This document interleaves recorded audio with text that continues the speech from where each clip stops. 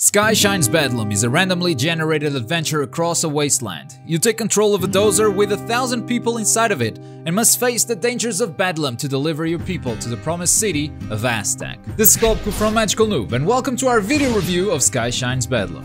If you have the courage, attempt to survive this journey into Bedlam.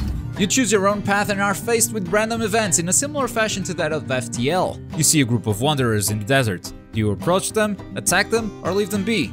It could be an opportunity to trade in goods or an ambush waiting for you. And if you go into combat, a turn-based battle system presents itself that rewards those who are bold, but also heavily punishes those who risk it too much. You hit new game, you select a dozer. At first, only the human dozer is unlocked, but you can use other factions if you find their dozers out in the wasteland. Select your difficulty and the game begins. Your dozer has 1,000 passengers on board, as well as some fuel, food, and some power cells. You choose a waypoint to start your journey, and off to Aztec City you go. Most of what you'll encounter on your journey is randomly generated. Events occur on each waypoint. Some of them are storytelling events, trading opportunities, or straight-up combat scenarios. Each area of the wasteland is held by a different faction, and these two are randomized for each run. Even the path you follow will be different each time. The game is very much built for multiple playthroughs, most of them filled with failure and death, if you're anything like me, which makes it even more satisfying and nerve-wracking when you've got a good run going for you. Not once did I feel like I knew what was gonna happen before I actually clicked on the waypoint that I wanted to go towards. With a few exceptions, like the very first waypoint after you leave the city of Byzantine is always a combat scenario, and another one towards the end is always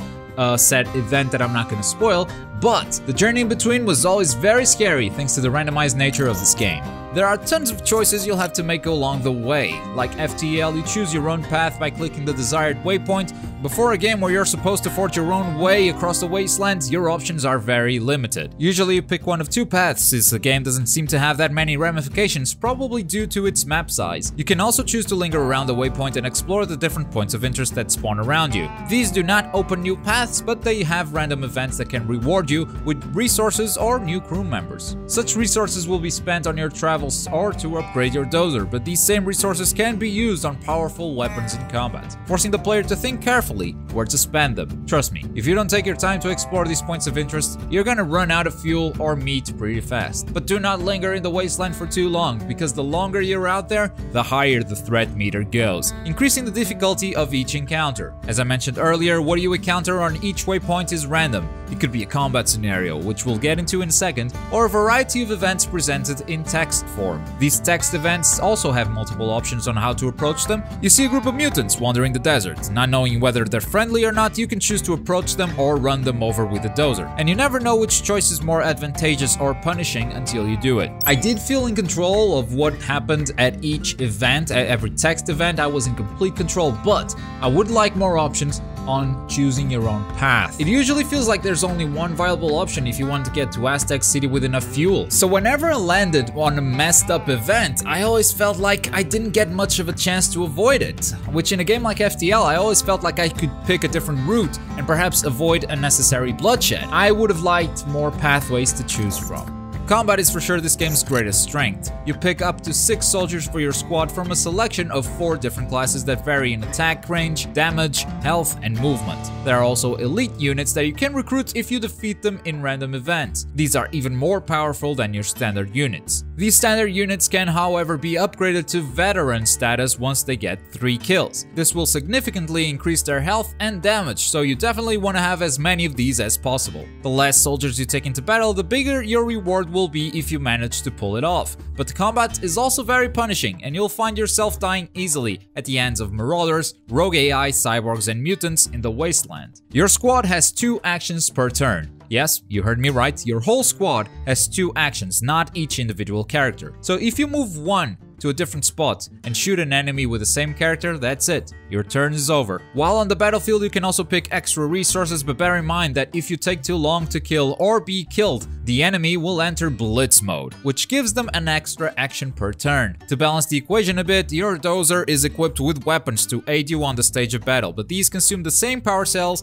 that are used to upgrade the dozer. So each choice comes with a lot of thought. Also to note, each race has its own different dozer that comes with different abilities and stats, but mostly the races just play the same. The 2 turns per squad feel like a fresh approach to this classic turn-based strategy style, and the game is always taunting you to risk more and more. Take less soldiers into battle so you can get more rewards. Save your power cells to upgrade the dozer instead of obliterating your enemies right now. And the different classes and elite characters make for some very interesting combinations in the field. Combat is tactical and clever, and I would not change a thing. And that's pretty much it in terms of gameplay, but this review is still far from over. Let's talk about lore for a second. You have an intro cutscene that sets the stage, and the story always follows the same guidelines. Take your people across the wasteland to the promised land of Aztec. The events along the way, though, are completely random, and I feel like the game throws a lot of things at you, assuming that you know what's going on, when really, all you have was a slight grasp on this universe. Names of different corporations, materials, or power sources are just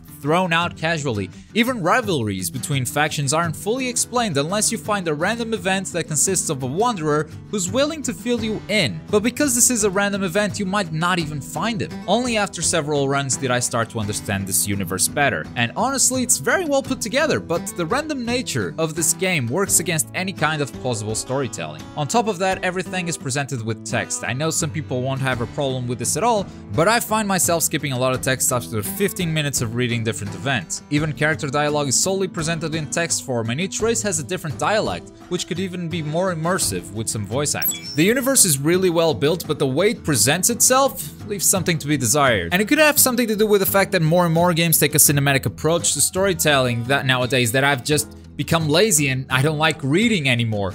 But that was my experience, and I gotta be honest about it. I really like this game visually. The art style is one of those things that is always gonna be very subjective, but I think they nailed it. It's gorgeous, and it fits the universe, and there's a lot of attention to detail, especially during combat scenarios. You've got different attack animations for every class, veteran, and elite, including finishing moves on melee range. Paired up with a first-person shooter like Announcer when you level up gives the whole thing a comic tone that I definitely appreciate. Level up. The game's soundtrack isn't very big, but its music is minimalist and perfect to sit on the background on a loop without becoming annoying. And finally, let's talk about how this game runs. Well, in short, it runs great. It's not a very demanding game, it runs on the Banner Saga engine, so any modern machine will be able to run it. But they could still do a better job with the options menu. I'm not very picky about these things, unlike certain British people on YouTube, but all the options you have are literally toggling full screen game sounds and music. At least give us some sliders or a resolution option for when running on windowed mode, because you can't even resize the window. Sorry, but this menu just isn't acceptable. And that's it for the review. To summarize, the random generation does a great job of keeping things fresh for every run. I wish you had more paths to choose from, but you're still 100% responsible for what happens during text events. Combat is phenomenal and feels like a fresh approach to turn-based strategy. The world's lore is great, but I wasn't a fan of the storytelling. It looks and sounds awesome, and despite lacking a decent options menu, it will run pretty much on any machine. I give this game a happy face, because it's tons of fun. And a magnificent rolling fortress, operated by a mysterious figure, known only as the Mechanic. Thank you for watching this video review. I hope you've all enjoyed it. This is the first time we're using the Faces scoring system, so let me know what you think of it in the comments below. Any feedback will be greatly appreciated. Like the video if it was useful, and subscribe for more gaming goodness. I've been Globku. Boy.